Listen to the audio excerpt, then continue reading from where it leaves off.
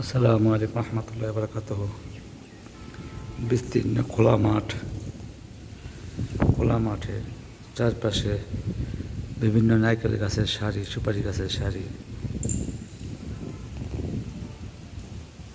পুরো খোলা মাঠের চারদিকেই বিস্তীর্ণ আম গাছ, নারকেল গাছ, বিশাল বিস্তৃত খোলা মাঠ।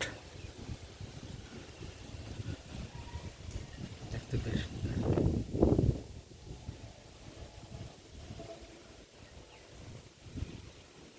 চিরচিরি বাতাস, শীতের ভাব।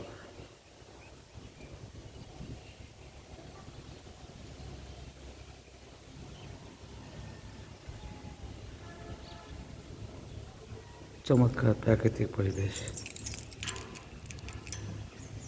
আসসালামু আলাইকুম রহমতুল্লাহ।